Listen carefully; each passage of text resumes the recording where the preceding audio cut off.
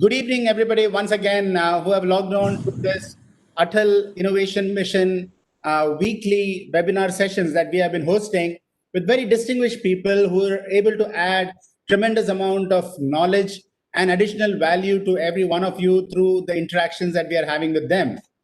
First of all, my dear students, teachers, participants, mentors, parents, as well as all those who have logged on to this call, both from India as well as from other parts of the world, I want to wish you all a very safe and happy and healthy life in spite of these very difficult COVID-19 circumstances. And I do hope every one of you is safe, following the necessary safeguards that should be practiced during these difficult times. Safeguards that have been advocated by your health authorities, by your institutions, by the local government. I'm sure every one of you is eager to see the COVID-19 pass, and I'm sure it will. We have some of the best minds in the world, including from WHO, the World Health Organizations, and from many countries, focusing on this problem. Some of the best scientific research minds are at work in order to develop a vaccine or to develop curative solutions during this time. It is also significant at this point in time that tomorrow is the WHO celebrates the Mental Health Day. You know, we have all been practicing, a lot of people advocate you should be physically fit. But physical fitness is as important as mental fitness. And somehow we have always had a taboo about mental fitness. We always celebrate physical fitness. In fact, you see a lot of posters, you see a lot of fitness gyms, everything which is all around you. And I'm sure every one of you wants to be strong, healthy, very fit, and so on, and which is very important. But physical fitness is as important as another thing, and that is mental fitness. And therefore, it is very important for us to focus on mental health as much as we do on physical health. Now, when we talk of mental health, sometimes conventionally, we think, oh, this is a subject which has to be taboo and which should not be discussed. But, you know, a lot can go if we pay attention to ourselves and to our mental health, because that will inspire you, that will make you innovative, that will make you happy, that will make you feel a sense of fulfillment. When you are healthy, both mentally and physically, your entire being comes into action. You blossom into a beautiful human being. And therefore, it is very important for us to focus on that as well as our physical fitness. So, on this WHO Mental Health Day tomorrow, I'm sure every one of you will pay some added attention to what goes to make you very happy. You know, one of the things that the Atal Innovation Mission has been involved in is to see how every one of you young student is able to blossom into a beautiful human being, into a creative human being, into an innovative human being, into a human being who can solve problems not only for yourself but for the world around you.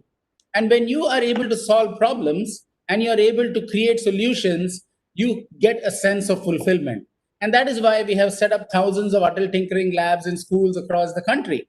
Because so far, all of you have been focusing on rote learning. There is tremendous pressure on rote learning. You know, people are telling you go and get some good marks, get into a good, into the next grade, get into a good university. And there is so much focus on getting marks in an exam.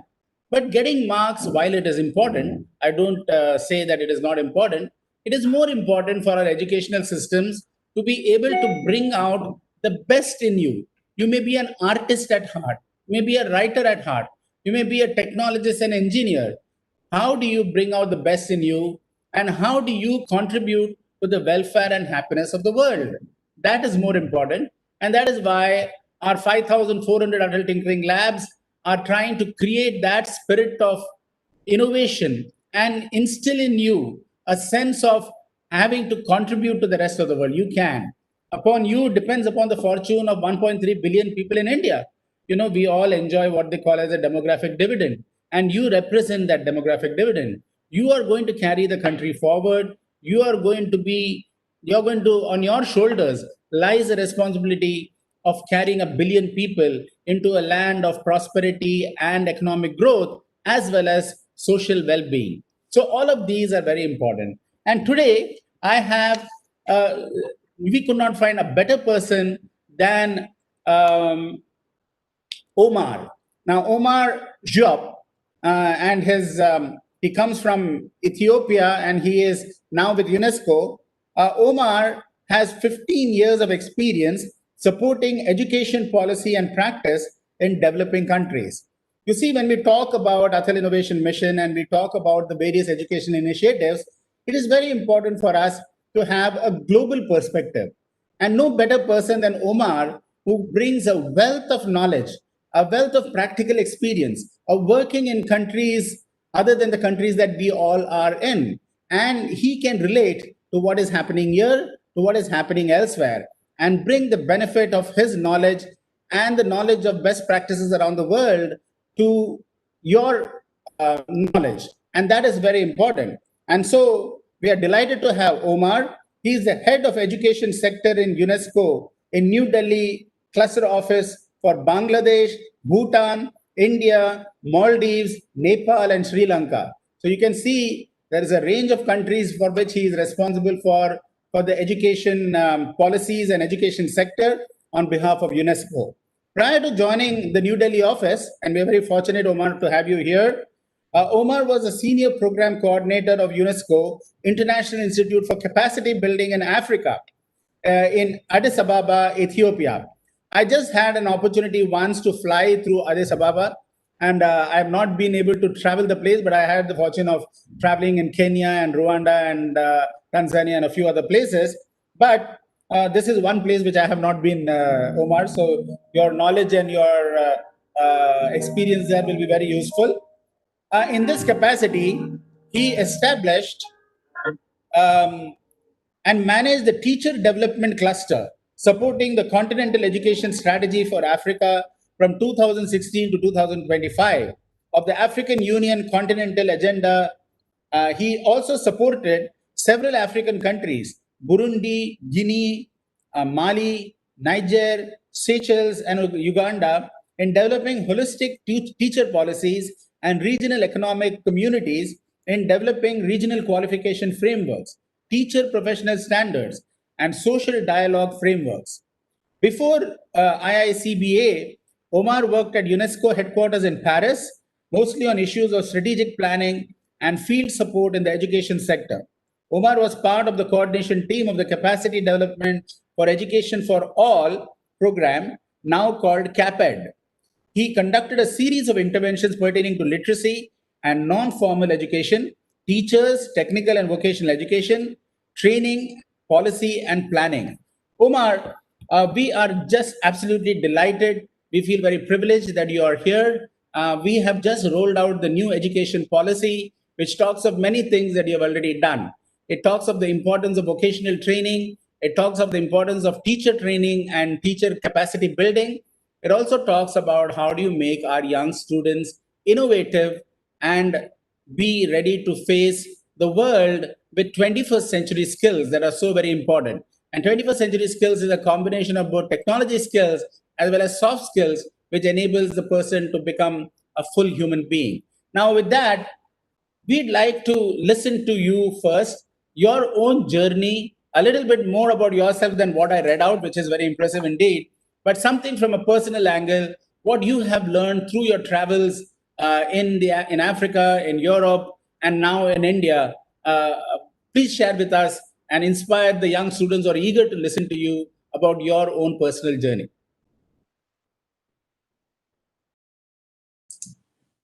Thank you very much. Thank you so much for such a warm welcome, Mr. Ramanan. It is indeed a great pleasure to be here, and I hope everyone watching this is in a safe state and healthy. On the eve of World Mental Health Day, I am delighted to see that what we have involved education as part of this celebration, and I'm sure that in the coming half an hour or so, we'll discuss the important role of education, which it has to play in bringing the required attention towards mental health, especially amidst this global pandemic. Well, I have heard your opening remarks, and I was taking notes, Mr. Ramanan, because you are quite relevant, and you are quite also inspiring. And the key words I have noted, I'm just going to put them in a certain order. I heard happiness, happy. I heard also fitness, to be fit. I heard to be creative, creativeness. I heard also solve problems and be solutions oriented. And then only that, so that only students can be fulfill themselves. And it's not about actually scoring some grades and marking, but it's about achieving one's projects or one's creativity and bringing it into reality. Myself, I have been based in Africa, and I have been based in Europe and now in South Asia.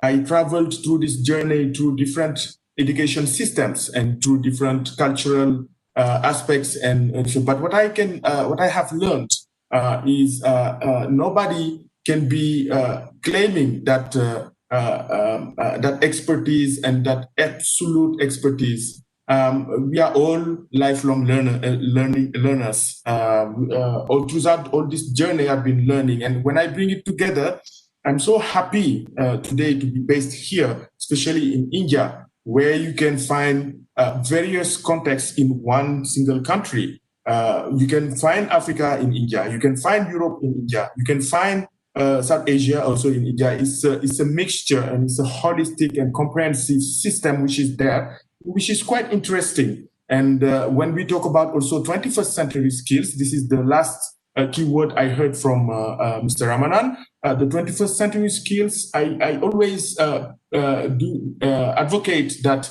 even in the 15th or 16th century, the 21st century skills were needed also at that time. Because if we go back to the teachings of Bapu, of Gandhiji, we can find that it is relevant also today, and it's talking about also 21st century skills. And this is yet a history, but then if you place it in this context that we are in, the only difference would be probably the technology and the use of the technology, because technology at that time was not as advanced as it is. But if we take it to the soft skills and then the nature of the skills that we are looking at, being creative, being able to communicate and being able to interact with each other, then we are able to say that the 21st century skills were also needed during the 5th century. This is how I would like to open this lively debate, and I am really again pleased to be here and and to be acknowledging also the good work and great work that is done by the Atal Innovation Mission. Over to you, Mr. Rahman.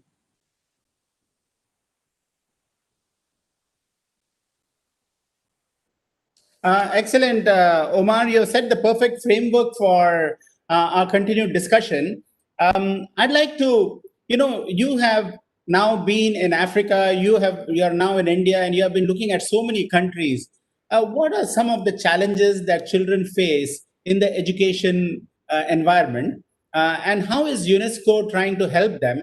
And also, particularly, you mentioned, you have been focusing on teachers and capacity building, because at the end of the day, the student learns from the teacher, and the teacher becomes a very, very important, has a very important role to play. And we have so many teachers who have logged on to this program. They shape the child's future, their mindset, their thinking, and they are the people who encourage the young student that you have it in you, and you should be able to take it forward. So, what are some of the commonalities that you see in emerging economies? I would broaden the question, and with your experience in Africa and in other countries like Bhutan, and you're looking at that. And what is UNESCO doing in order to solve those challenges? Because as you are also aware, Atal Innovation Mission is looking at collaborating with UNESCO in a very formal and a big way to be able to address some of these challenges. Thank you, Mr. Ramanan. I think this is a great question, and of course, I will try to answer it based on my experience, and then just start with the global mandate of UNESCO. UNESCO stands for United Nations Education, Science, Culture Organization. So we do have different sectors, and all the sectors, be it education, science, culture, or they convene to one global objective, which is to build peace in the minds of human beings. That's the constitutional act of UNESCO. So all what we do is towards building peace. Now, if we take the education sector bit, which is what I'm leading in this office, we are interested when it comes to Sustainable Development Goals number 4, because we have what we call the SDGs. We have 17 of them, but the Sustainable Development Goal number 4, which is dealing with education, is quite central, and UNESCO is interested to lead it, to coordinate it, and to monitor it. So our mandate takes origin from there. And our interventions are quite upstream, meaning that we are at the level of strategic decisions and policy making, giving some instruments and normative instruments in policy making and planning and costing. This is where you can find most of the UNESCO's activities burdened. Now, if we look at the teachers, I think teachers' issues and teachers themselves is quite central. It's quite central to the SDG 4 itself, because nothing can be achieved in education without a teacher. And we can only talk about education when there is a teaching and learning brought together, and there are some processes that meet. So that places the teachers at the central part of the whole system of education. And now when we look at the teachers, we do consider teachers as a whole, as an agency, and teachers from early childhood. I think in India, we name them the Anganwaris, who do some kind of care and education and also kind of health-related issues. But then we have the teachers, and then we have also the lecturers at the level of the universities. But not only those, we also look at the facilitators when we talk about literacy and non-formal education, those who are trying to bring the illiterate people into literacy.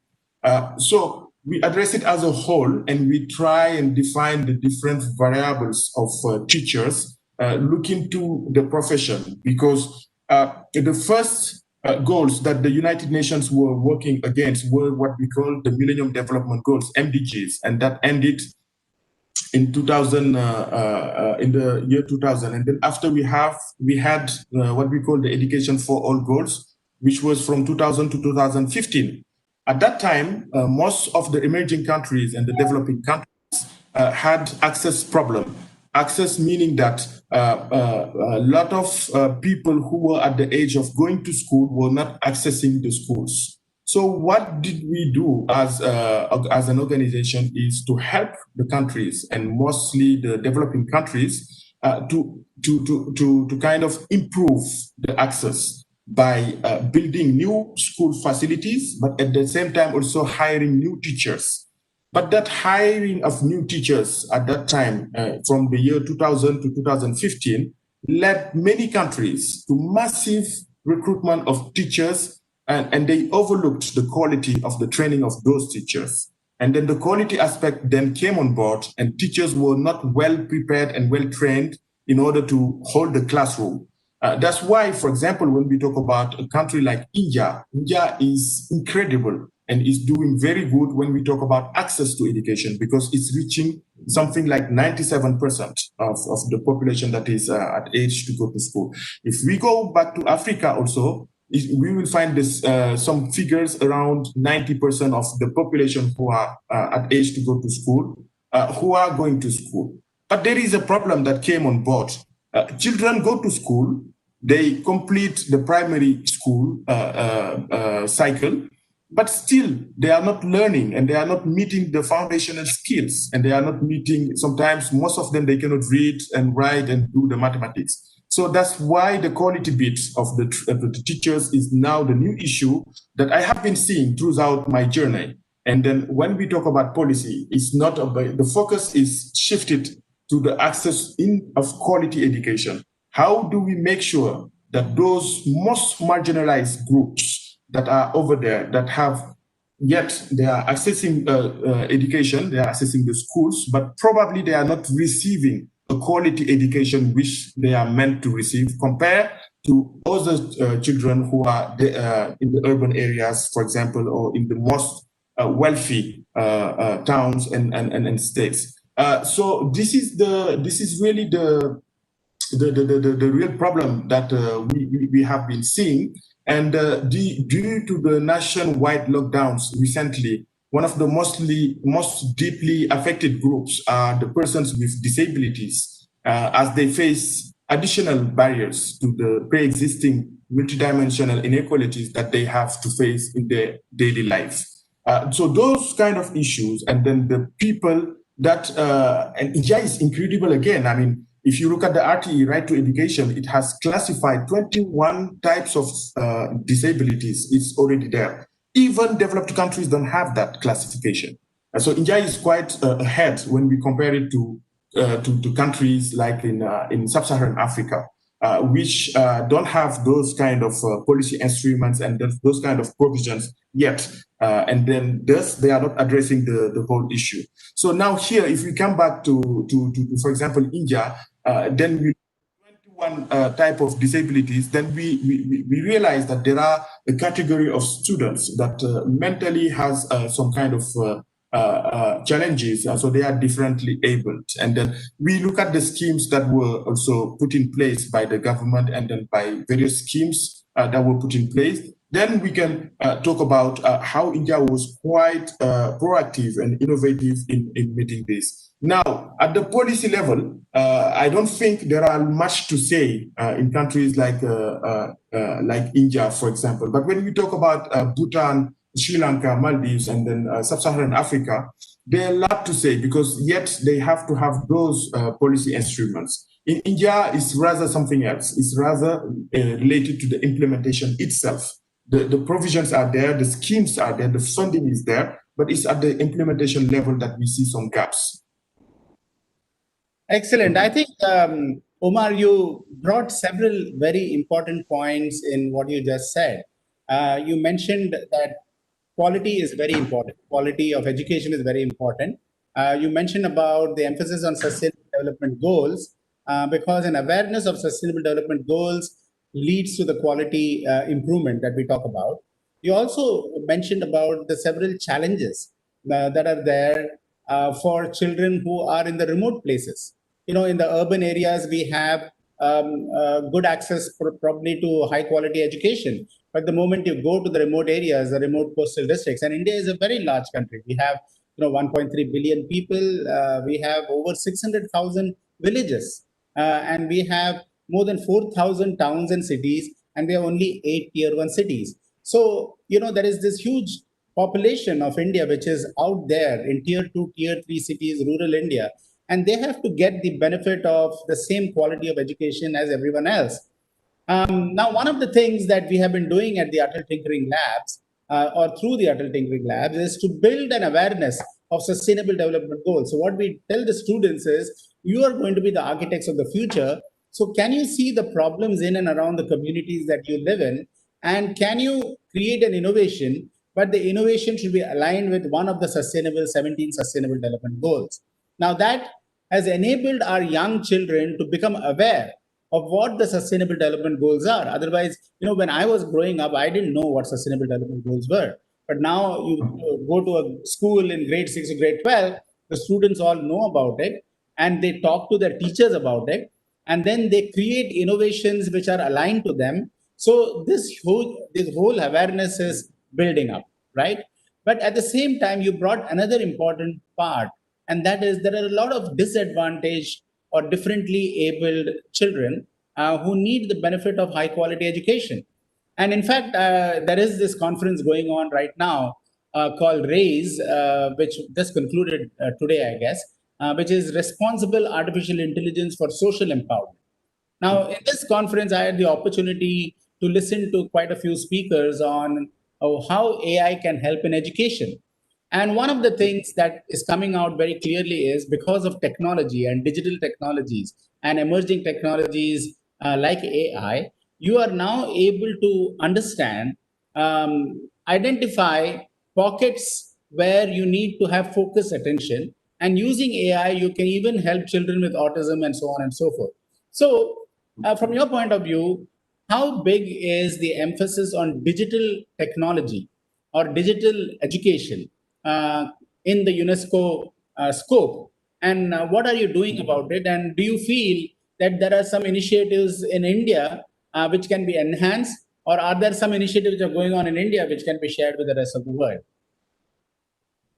Absolutely, absolutely. Thank you very much. I think at the onset, for example, I'm just going to put it during this pandemic.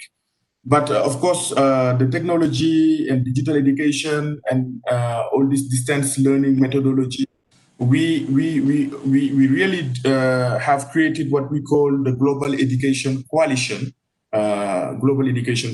which was created recently, actually. And in it, we have member states, so we have countries, so ministries of education are inside. We have also UN organizations, but not only that, we have also tech companies and also private sector and civil society organizations coming together, all together to talk about education and distance education, how it should be using technology. And then we have broken down the approach into three different ways. So there is a no-tech approach, low-tech approach, and high-tech approach. Because digital divide is there. Not everybody can access technology and have the devices. So how about those who are already excluded from the access of this technology? How do we bring them in?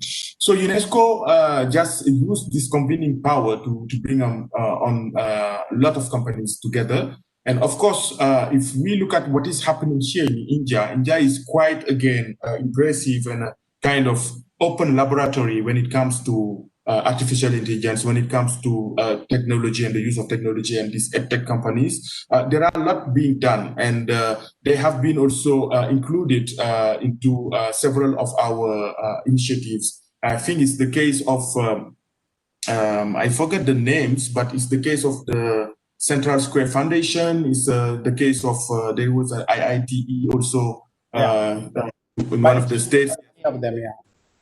Yeah. So they designed and then we work together. So what we do is we do bring in the kind of normative instruments and then the standards that we are talking about. Because when we talk about ICT in education, what does that mean? We are treating ICT as a tool, not an end.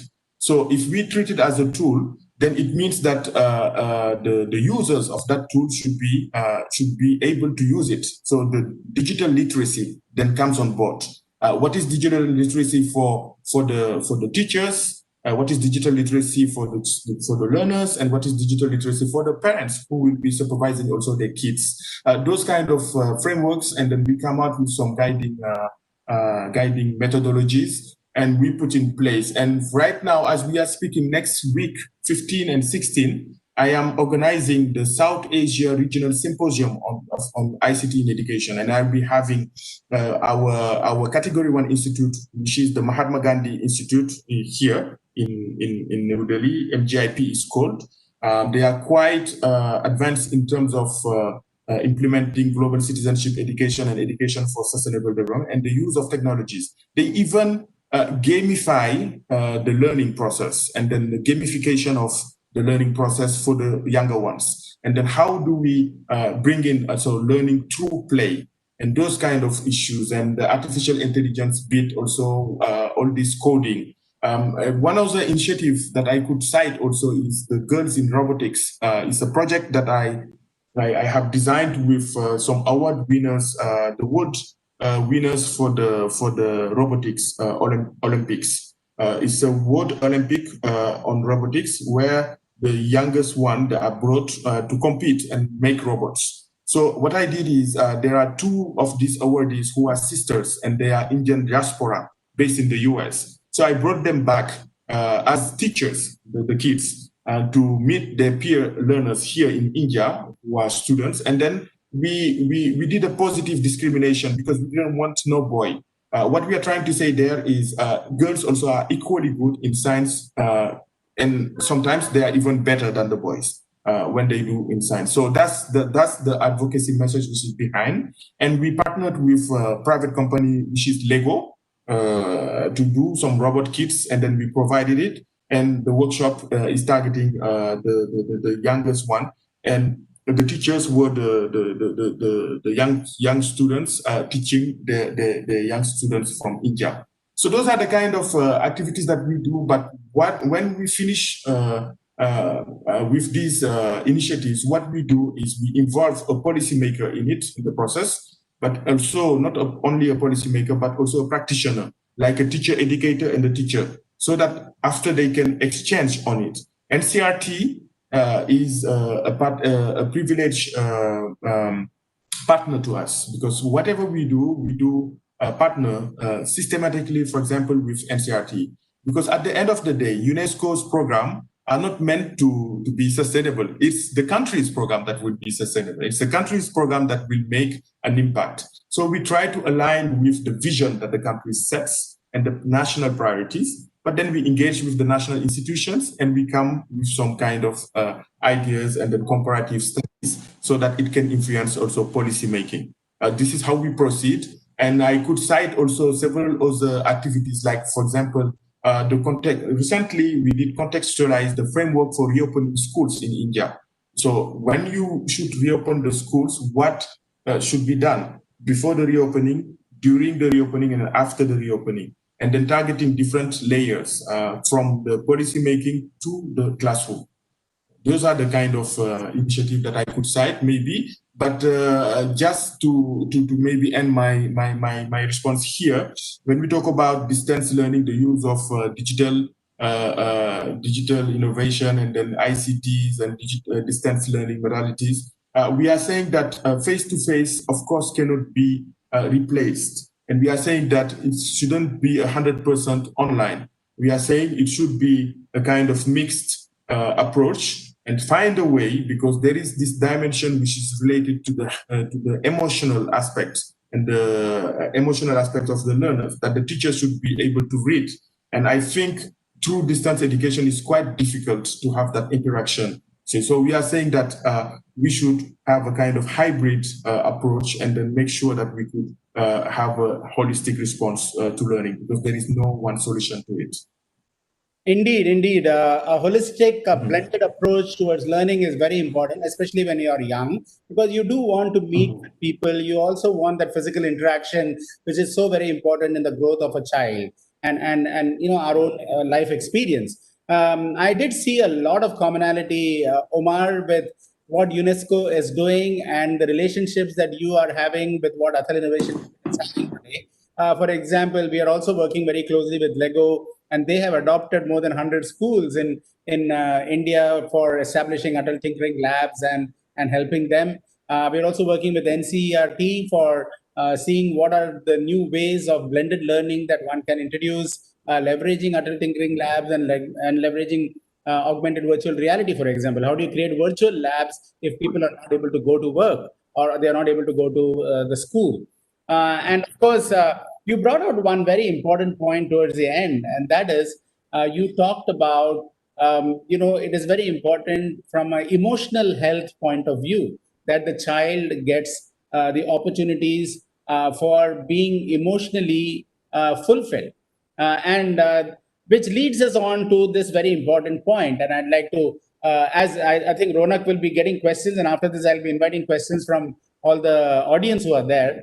But just to wrap it up, we are going to be celebrating Mental Health Day tomorrow, and WHO is organizing that. And mental health means, really, from my point of view, how do you deal with anxiety?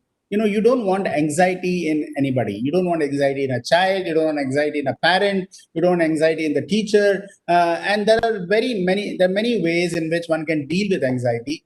First, recognizing that there is something to be anxious about, and then secondly, dealing with it in a very comprehensive, holistic manner, so that you are able to come out of it and not allow that to dictate your life. And that is what mental fitness is about. So what are some of the thoughts that UNESCO has in being able to address this, and how are they addressing it? And it would be great to hear from you.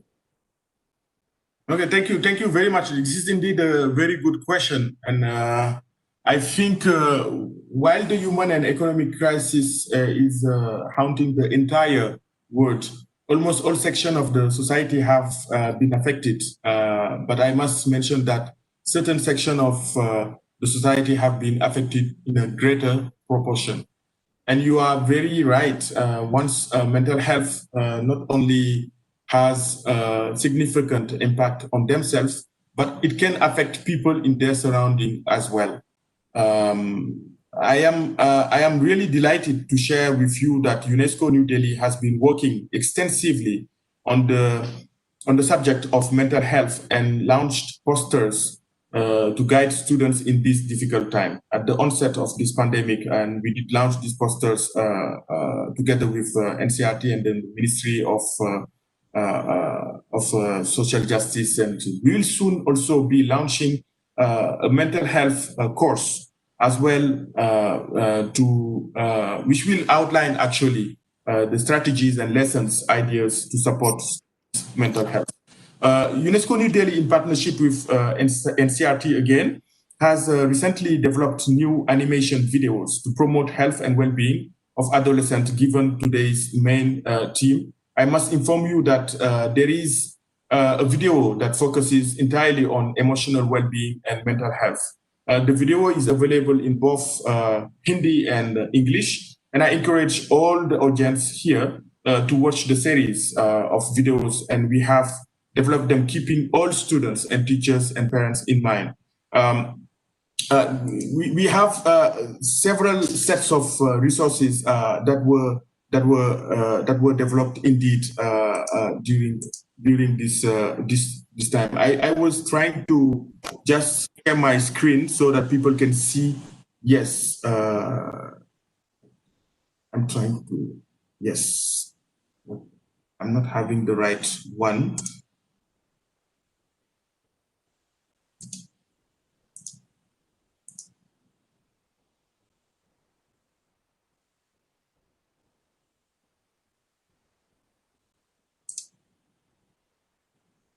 Oh, sorry. Yes, I was trying to share my screen to show some of those things, but I don't seem to be able to master it here. But if it is available both on the UNESCO website and on NCRT website, and some students we'll send the link to everybody. Not everybody, yes. Some students may feel distress, anxiety during these uncertain times. A student assistance program, I think, or counseling on call can be introduced to provide counseling for personal and education-related issues. If an educational institution already has such a program, I think a mail can be also sent out to all the students and parents, informing them about the availability of such program. Similarly, the role of a parent is to ensure that their children are not pressurized and are given the flexibility in both their personal as well as their academic life. That's why also we did develop with a UNESCO chair based in Calicut, a guide for the parents of children living with disabilities on how to help them during this very difficult time in their learning processes and then their being. Thank you, Mr. Ramanan. Thank you, wonderful. So it's very important, like you said, and that video link we will share with everybody. Very important for everyone to understand that there is no problem which cannot be addressed in today's world. And mental fitness is as important as physical fitness.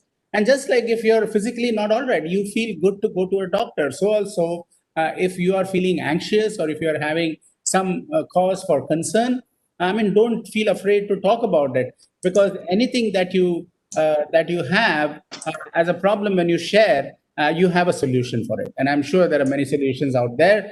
Also, the other thing that I would advise all the parents and the teachers is look at what, we are living in a very different world than what we grew up in.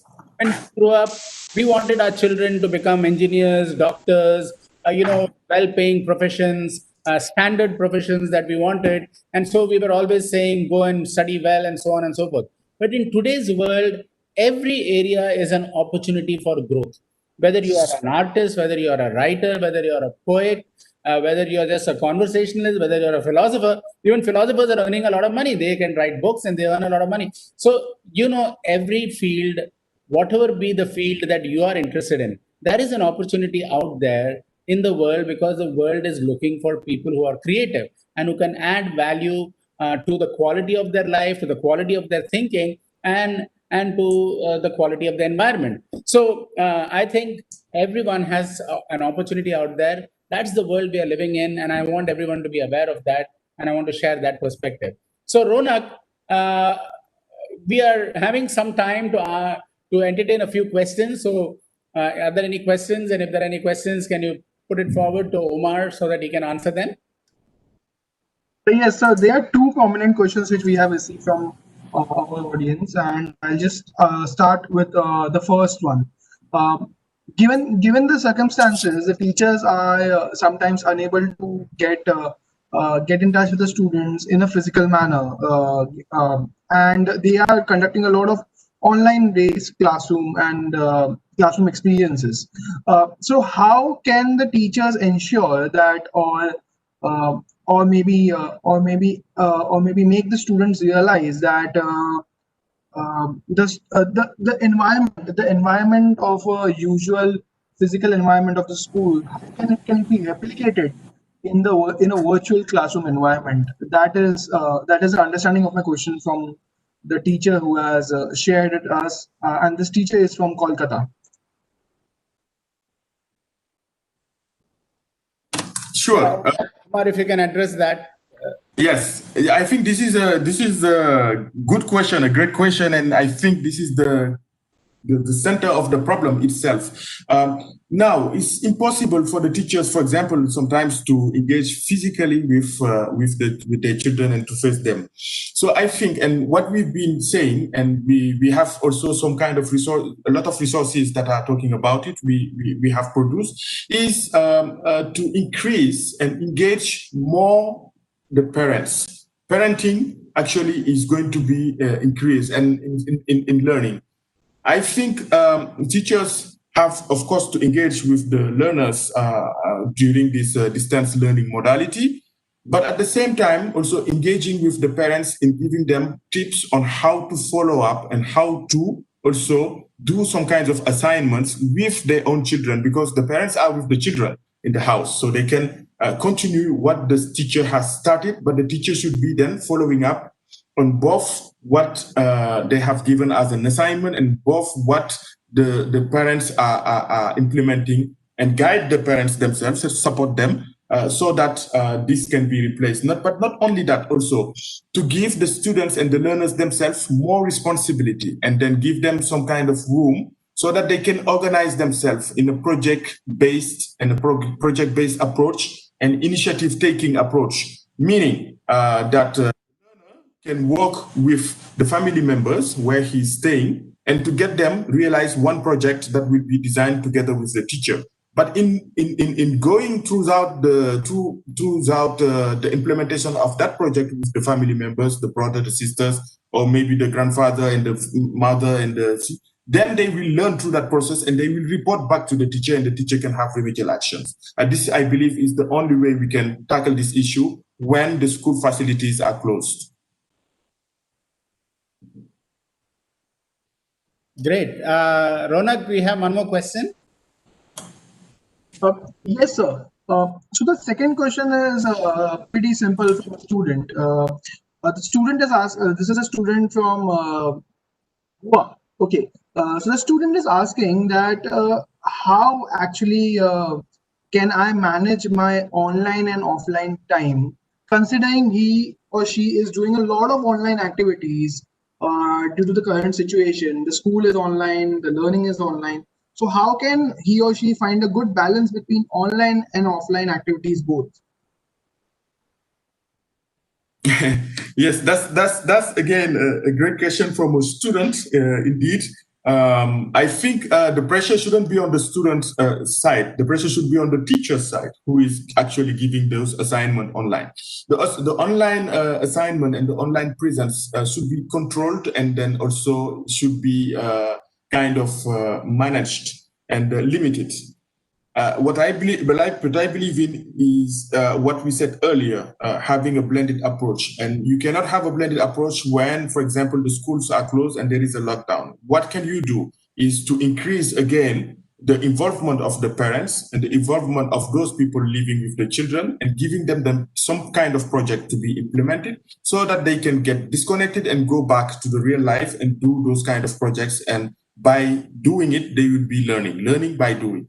This, I believe, is the kind of new normal which is coming to us. And I couldn't agree more with that student that the online presence should be limited, because it also has some consequences that, but again, probably that should be reported to the teacher, and that should be reported to the parents, so that a solution can be found, a middle ground solution or compromise. Wonderful, wonderful. I think we are reaching the end, Ronak. So should we wrap up? Yes, sir. Yes, sir. We can conclude the discussion. Yeah. So thank you, Omar, for a wonderful and I would say scintillating discussion and your thoughts and views on how education should be approached, not only from an India perspective, but from a global perspective. And all the various wonderful initiatives that UNESCO is doing to enhance not only the quality of education, but the quality of teachers, and to establish a very holistic approach towards education. And a holistic approach involves ensuring that you are able to get the benefit of education to the most remote of places in the country. Every student has an equal opportunity to learn. The quality of education should ensure that people don't drop off, that if they are learning in school, they are able to master the fundamentals so that that is going to be useful for them in life. You also referred to the various initiatives that UNESCO is taking in different countries to help in bridging the digital divide. You talked about the benefits of blended learning, not only from a school, from an online point of view, but also from an interaction and attendance of school. You also talked about the importance of mental health and making sure that there is no undue pressure being put on either a child or on the teacher or on the parent. And in order to address the anxieties which may arise either in a child's life or in a parent's life or in a teacher's life, a very holistic, interactive approach is required. You have talked about various tools that are available and that UNESCO makes available on its website, and we'll be happy to publish all those links. And you also finally mentioned that at the end of the day, it is all the different stakeholders when they come together. Can we have a holistic, truly value adding experience in education? And after all, education is the key for a great life for every student. Education that enhances their creativity, that enhances their innovation capability, and that enables them to fulfill their potential in areas of their interest. And there is no area out of their interest that should not be pursued. Every area is an area of interest in our today's modern world. And with the 21st century skills which are available and which need to be mastered, it gives the opportunity for every student to go and pursue their own dream. And that is what education is all about. The ability to purposefully follow your dream and to be able to achieve that purpose. Thank you so much, Omar, for your wonderful insights. It has been a great learning experience for me too. I think everyone there who has been attending this call would have benefited from your sharing your thoughts and your experience, deep experience across different countries. And everyone, be safe, be healthy, have a great evening, have a great weekend. Thank you. Good night. Thank you.